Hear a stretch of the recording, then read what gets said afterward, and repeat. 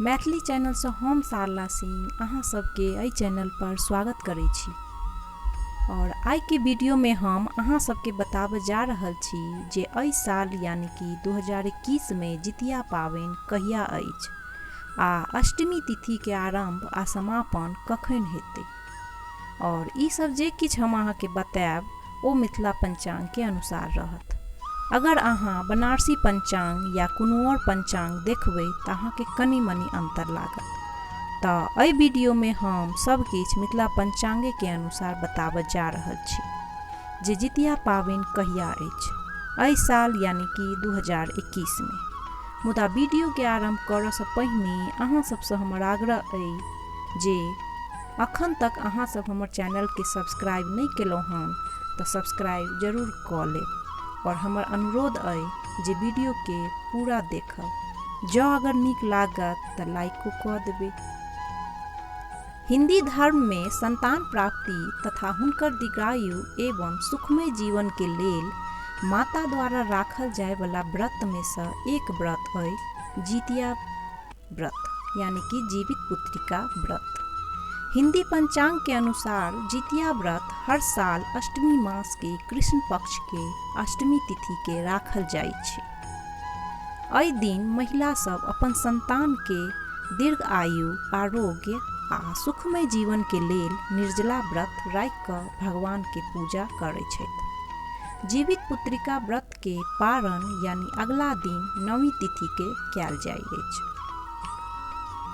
और अष्टमी तिथि में पानियो तक ग्रहण नहीं कयल जाय छै। एहि साल यानी 2021 में जितिया पाबनि छै 28 सितंबर दिन मंगलवार के अछि और पारण हेतै 29 सितंबर साँझ में 5:05 पर।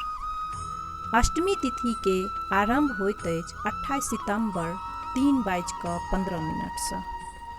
अष्टमी तिथि के समापन होइत अछि 29 सितंबर साँझ में 5:05 पर। एहि साल मिथिला पंचांग के अनुसार जितिया पाबनि 3 साँझ के लागि रहल अछि। 28 तारीख साँझ में 3:15 पर अष्टमी तिथि लागत, जहि कारण से 28 तारीख प्रातः काल से उपास रहतै और 29 तारीख 5:05 में अष्टमी तिथि के समापन भऽ रहल अछि। ताहि कारणवश 29 तारीख 5:05 के बाद पारण हेतै, कियाक तऽ अष्टमी में अन्न ग्रहण नहीं कयल जाइ छै। मिथिला पंचांग के अनुसार एहि बेर ओठगन लागऽ वाला अछि। 28 तारीख प्रातः काल सब पबनैतिन ओठगन कऽ सकैत अछि। चूँकि अष्टमी तिथि 28 तारीख साँझ 3:15 पर चढ़तै, जहि कारण से एहि साल प्रातः काल सब कियो ओठगन कऽ सकैत अछि। मिथिला पंचांग के अनुसार एहि बेर जितिया पाबनि 3 साँझ के छियै। 28 तारीख पूरा 24 घंटा आ 29 तारीख के साँझ में 5:05 के बाद पारण हेतै। आ एकटा बात औरो कि जे कोनो साल जितिया पाबनि शनि रवि मंगल के पड़ै छै ओ साल खरजितिया होइ छै। एहि साल जितिया मंगल के लागि रहल छै, तैं दुआरे जे कियो जितिया शुरू करऽ वाला छी ओ एहि बेर कऽ सकैया। तऽ ई छला आजू के वीडियो में। अगर कोनो चीज छूटल बढ़ल हैत तऽ कमेंट में जरूर बतायब। आशा करै छी जे वीडियो नीक लागल हेतै। धन्यवाद।